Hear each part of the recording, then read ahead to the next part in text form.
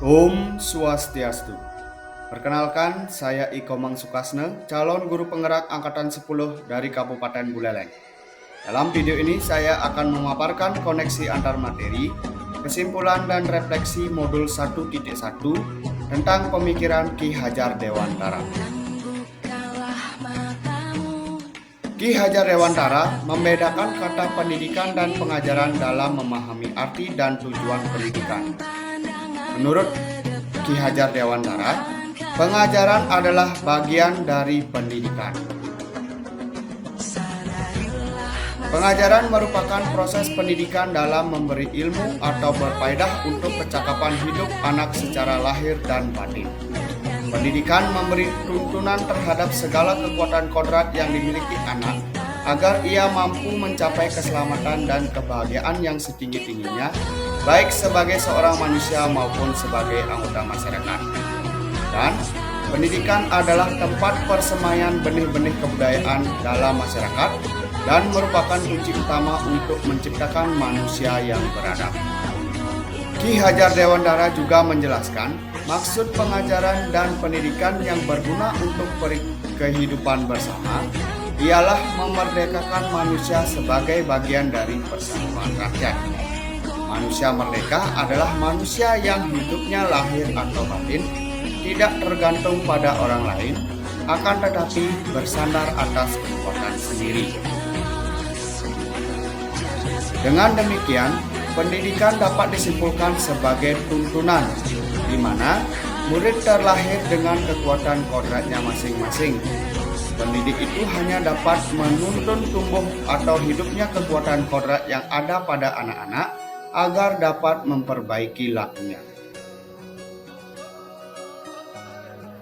Ki Hajar Dewantara menjelaskan bahwa dasar pendidikan anak berhubungan dengan kodrat alam dan kodrat zaman.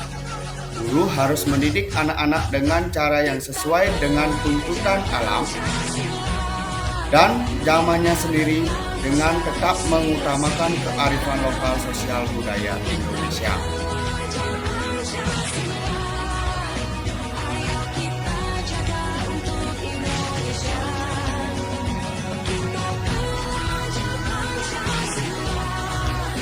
Sebelum mempelajari modul 1.1, pembelajaran yang saya laksanakan terkesan kaku.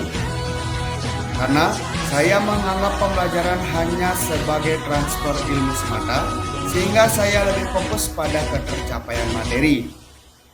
Dan menganggap semua murid memiliki kebutuhan yang sama. Saya tidak mempertimbangkan karakteristik murid. Selanjutnya, saya menganggap nilai kognitif menjadi acuan dalam tujuan pengajaran yang saya laksanakan. Pembelajaran dianggap berhasil jika murid telah mencapai nilai KKM, sehingga pengajaran berpusat pada guru. Guru lebih mendominasi aktivitas di dalam kelas, sehingga murid tidak memiliki kesempatan yang luas untuk berperan aktif. Dengan kata lain, murid hanya sebagai objek pembelajaran.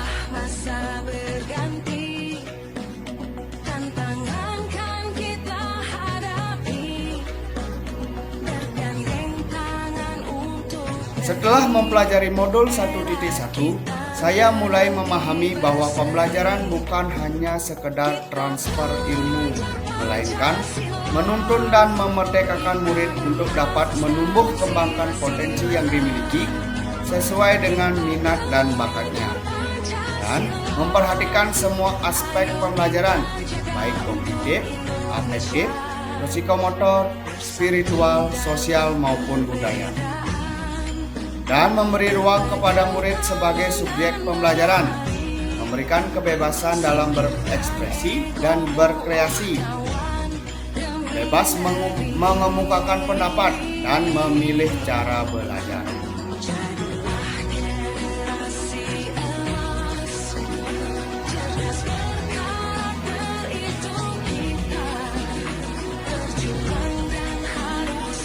Untuk memperbaiki sistem pengajaran yang saya lakukan, ada beberapa strategi yang akan saya terapkan untuk mewujudkan pemikiran Ki Hajar Dewantara.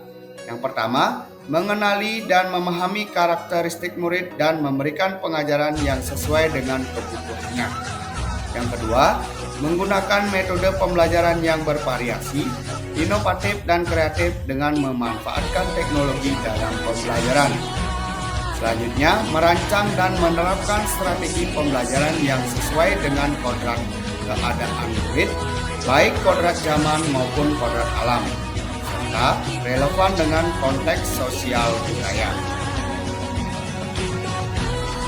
Kemudian melakukan refleksi terhadap proses pembelajaran yang telah dilaksanakan dan memperbaiki praktik pembelajaran yang mengutamakan kebutuhan murid agar terwujudnya pendidikan yang berorientasi kepada